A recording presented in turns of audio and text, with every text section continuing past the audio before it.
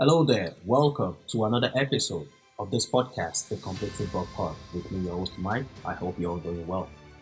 Today, without wasting much of the time, I will be talking about the Champions League game that happened during the week. Also, I'll be talking about the Europa Champions League Final, the contingency plan by UEFA. We will also be talking about the Champions League quarterfinals fixtures. So without wasting much of your time, let's dive in. The Champions League game on Tuesday. Oh my God, what a good game between Arsenal and Porto. Personally, I'm really surprised with the way Porto played that game, especially especially knowing they're playing from away from home. Because let's take a deep dive into that game. The first leg between Arsenal and Porto was in Porto. Porto was at home, but the approach towards that game was different from Porto. Porto sat back. They were comfortable with Arsenal having the ball. But suddenly they came to the Emirates and oh my God, my goodness, what a performance from Porto. They played so well that at the point I was looking to my screen like, is this the Emirates? Because they were pressing Arsenal. It was a different approach to what I was expecting. And Arsenal playing Arsenal in Emirates, it's you need balls to play Arsenal at Emirates because that team, Arsenal is now they're beginning to make Emirates as their fortress. I mean, when you come in there, they batter you. We've seen this season where Arsenal has battered teams like 6-0, 5-0 in the Emirates. So Arsenal is on a good run. So Porto played well.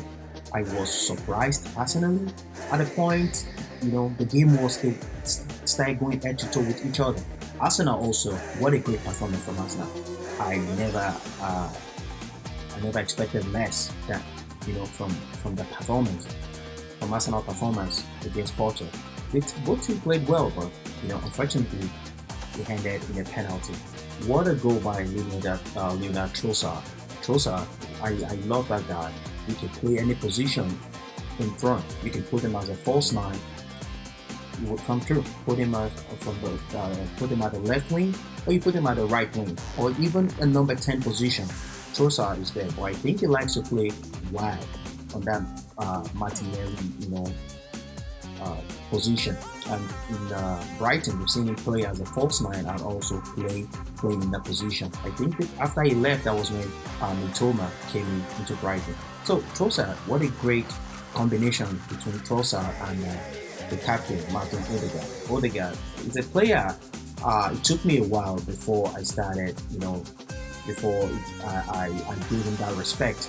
My apologies to Odegaard. Odegaard is a very good player. I used to see him as this kind of soft player. At the point, I never thought he was a captain material, but he has proved me wrong. This guy is good. This guy is a good carrier of the ball. He's very, very, very technical. He can create space. I mean, he doesn't really score much goals, but you can bank on him as a number 10. He would create space and he would give strikers the necessary pass to score a goal. So Arsenal played well. Good. A little bit skeptical about their defense. Saliba and Magalhaes was kind of shaky. Probably it was the way Porto pressed them because I did not. It came to me as a surprise. Porto pressing Arsenal away from home, and when they were at home, they sat back. They were trying to eat Arsenal on the counter attack. So I don't know. Maybe they were trying to get to Arsenal without Arsenal knowing what they're trying to do. Because I would think even so many people would be kind of surprised the way Porto played against Arsenal. But they tried, they lost on penalty shootout. But penalty is an any man's game, it's anybody's game. So kudos to Porto, and I think they can learn from this and come back next season. Porto is not a small team when it comes to Champions League. They're always there every season. And Arsenal also right now, Arsenal is representing well. And if Arsenal continues this way, with this project Arteta is handling, Arsenal is close. Arsenal is getting close to winning a title, a major title. The Premier League, they're closer than ever. The Champions League, well, they still, I would say they're closer too, but the Champions League is a different animal. The way you play the Champions League, is different. But the Premier League, I see Arsenal getting closer to the Premier League, and I think the only team trying to block Arsenal from winning the Premier League is Manchester City. Liverpool, well, maybe, but this season I'm still skeptical about Liverpool winning the league. I still think Man City might win it. In my opinion, I might be wrong, but let's see what happens. Liverpool can end up winning it too. But if Man City is not, any season, if Arsenal continue this way, any season Man City is not showing up, I think the next person will be Arsenal. If Chelsea and Man U don't get themselves together, don't get their house in order, I think Arsenal is getting close. Arteta is doing a great job, and kudos to him. He has made Arsenal a title contender, and they're getting closer and closer every season. So on Wednesday, another beautiful game. Oh no, before I do that, let me talk about the penalty shootout. The penalty shootout, both teams tried, but let's give kudos to David Raya. He was so fantastic during the penalty shootout. He saved, I think, 2 penalties. He almost saved the third one, but I think it's because if he was a little bit taller, he would probably save it. Because I think David Raya is like a 6'0". Yeah, I think it's 6 feet. Yeah, it's like I think the same height with Jan Sommer, the Inter Milan goalkeeper. Yeah, they kind of not too tall for me. I think Kepa Arrizabalaga, Chelsea too. Kepa Arrizabalaga from Chelsea. I think I think he's probably 6 feet or 6.1.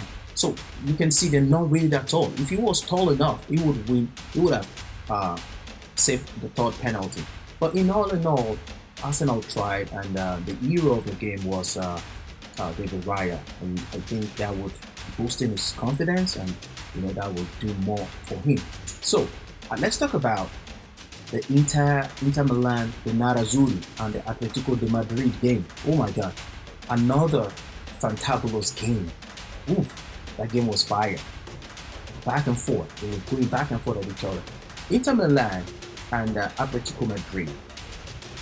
I think, and it's a fact. They're set up the same way, 5-3-2. They have a 5 defense, 3 midfield, and 2 forwards. But there's a tweak to that kind of system when you set up that way. At the end of the day, when you have the ball, when Inter Milan has the ball, they now 3 defenders, 5 midfield players, and 2 strikers. So the 2 wing backs, which is Federico Di Marco, which is a left back player, becomes a left wing back, and Dumfries, which is the right back player, becomes a right wing back. So they have the opportunity when Inter is with the ball, they can go forward just to support the attack, and they're always very dangerous. Last season, when you look at Inter Milan very well, Inter Milan, those 2 players were key to Inter Milan. Di Marco and Dumfries, they were really key to the way Inter Milan played. They used both wings a lot. That's the same kind of setup Thomas Tuchel did when he came to Chelsea, when he won the Champions League.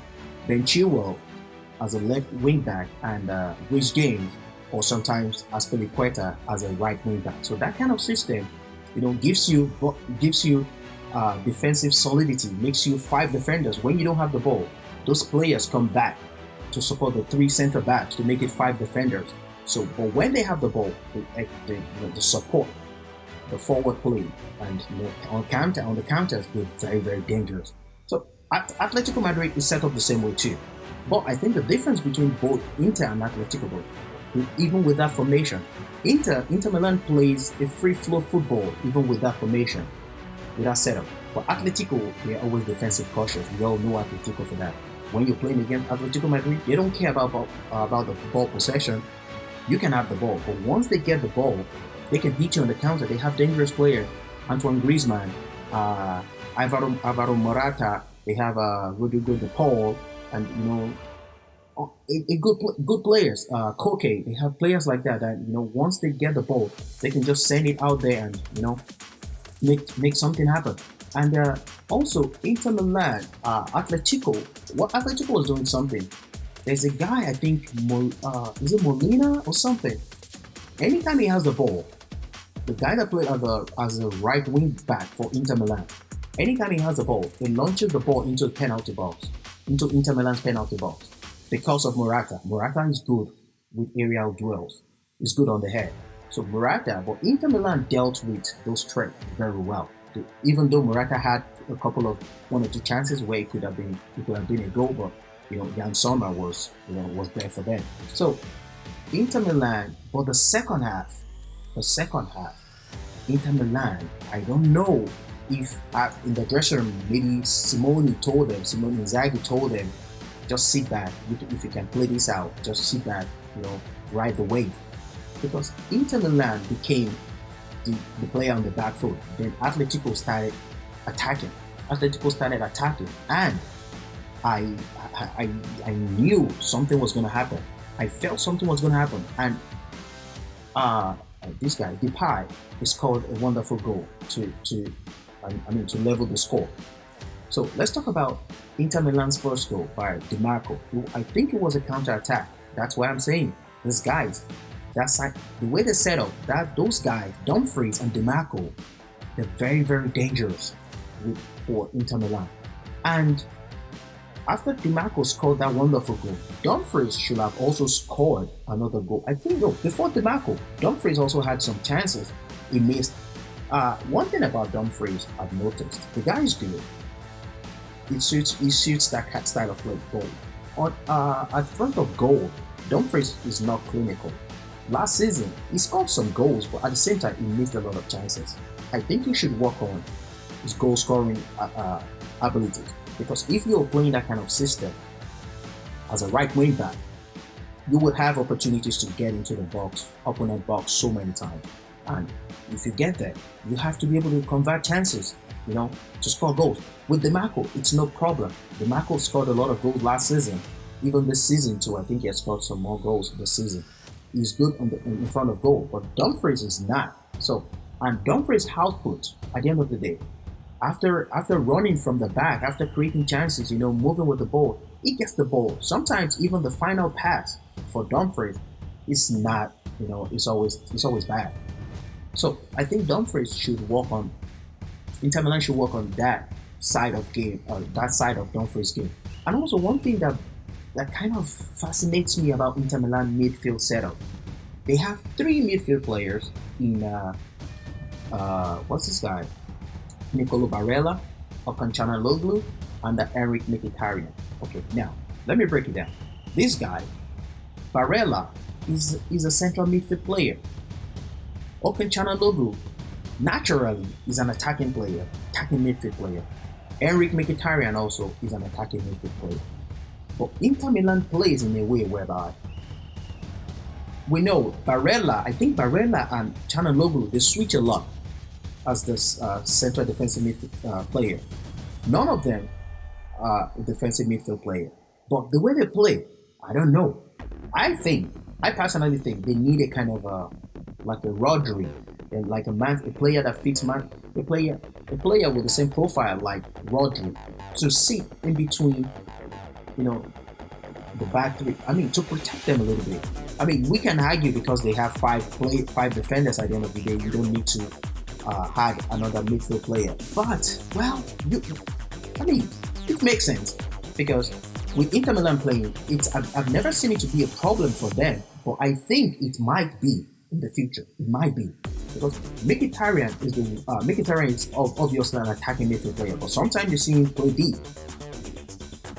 Barella and Okan Çalhanoğlu are the 2 players that switches, but you'll see Çalhanoğlu at that position more than Barella because Barella is the one that makes things happen for Athletico. Everything passes through him because of his technical ability. He's good with the ball. He can create chances. He can create space. But I think they should, doing that will help them also. Let's talk about the 2 forward, Lautaro Martinez and Marcos Thuram. Lautaro Martinez, oh my God, he's in the form of his life. I thought this guy was, because I saw him play at the World Cup, he didn't cut it for me. I was like, why is Lautaro playing like this? But after that, he's bounced back. Last season, he was so superb. This season also is still kept going. But unfortunately, we lost the penalty. The best player sometimes loses the penalty shootout. So also Atletico Madrid, the call was good. And when you're playing against Atletico Madrid, you should be ready for the dark hearts of football. But Atletico Madrid will frustrate the living hell out of you. That's the way they play. It's part of their game. So if you're ready to play Atletico Madrid, you must be sound mentally. You must be sound because they will make you lose it. You will snap. They do some crazy things to any of the players, and you can just kick any one of them, and that's it. You get a red card, and you're out. You're playing a one man down. It almost happened to Marcus Thuram when Marcus Thuram was being silly with I think Savage. It almost got him a red card. Another referee, the referee handled the game very well. Another referee would have sent him out. Out. That's it. And that would give Atletico Madrid the advantage. But it never happened. They paid Griezmann. Oh my God, this guy puts the fear of God in the mind of defenders. Antoine Griezmann. On his best day, this guy is unplayable. He is unplayable. One of my favorite guy ever. He's so good. Griezmann. And Depay also. Man, this guy is a rocket launcher. Inter Milan also has a rocket launcher in Oken Chananogu. I love when this guy shoots. They shoot with precision, with power.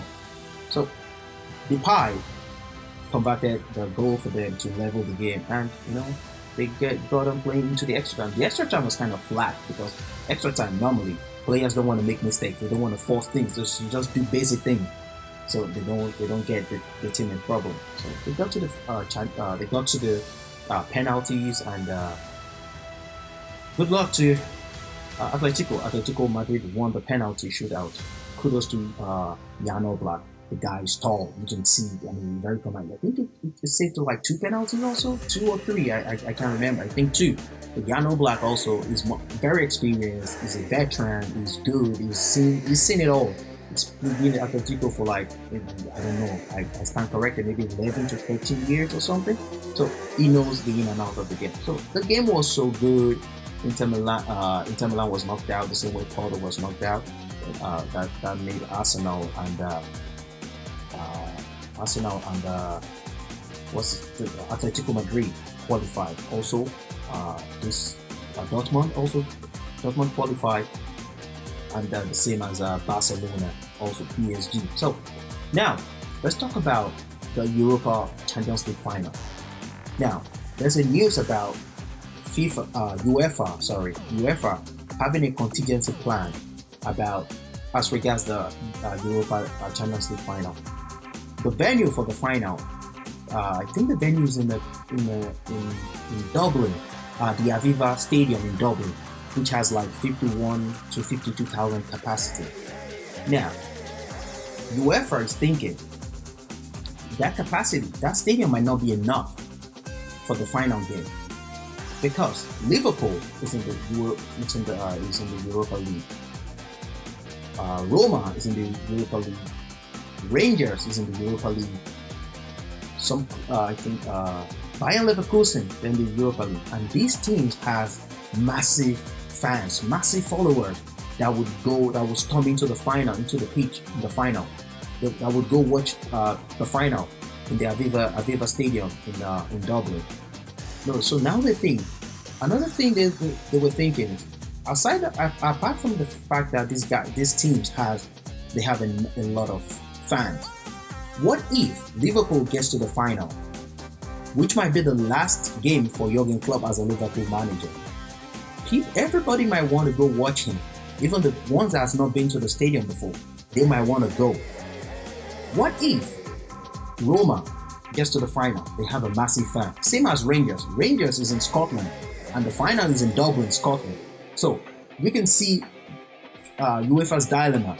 And also, what if, let's say there's a final, let's play this scenario, the final between Liverpool and Bayern Leverkusen. I'm just saying, I'm not saying they will get to the finals.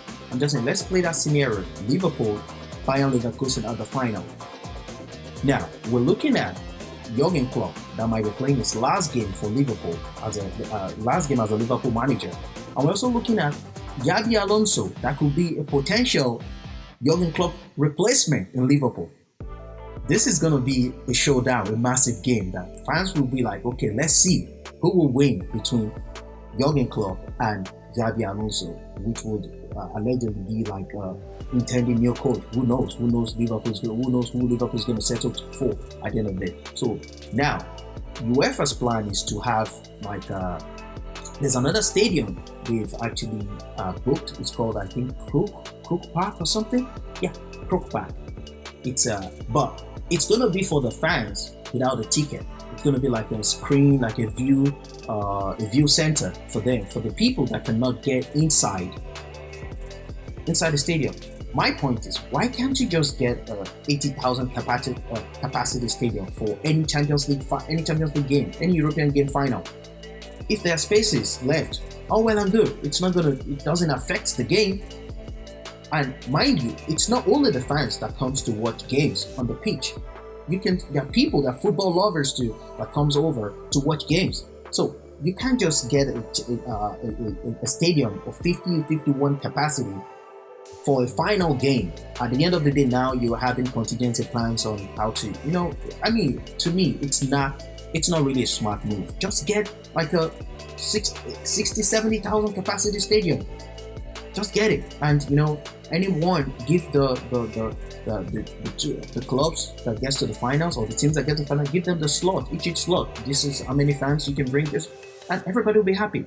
So the 50-51 kind of stadium is too small for a Champions League final. Even though it's a Europa or Conference League, it's a final. People will show up. So that is that, and that is where UEFA is right now. So finally, let's talk about the Champions League quarterfinals fixtures. This morning when I saw it, I was like, what's going to happen? Arsenal versus Bayern Munich. Arsenal versus Bayern Munich, it's going to be a very tight one, because Arsenal right now, for them qualifying to the quarterfinals, that has been the stage where they've never qualified for the quarterfinals. I think since they got to the final in 2006 when Arsenal played Barcelona. I think that was the last time they got past the second round, I think. So now they are the quarterfinals. Let's see how far they can go. Arsenal is strong, a strong team now. And Bayern also, I would say Bayern is strong, but lately Bayern, with the Thomas Tuchel, saga, he wants to leave at the end of the season, all those things. I don't know how far it's going to affect Bayern Munich, but it's going to be a strong game, a very good game for both of them. Whoever comes out, I don't know. This is so hard to do. I think this fixtures generally, it's so hard to say this person is going to qualify. Look at Man City, Madrid. I wasn't expecting this. I would think these two teams will probably meet in the finals. Madrid, Man City again. This is going to be one of the best quarterfinal group stage ever in the Champions League. Barcelona, PSG. I can't say Barcelona is going to win or PSG is going to win, because both of them, they're on the same level. I would say they're on the same level.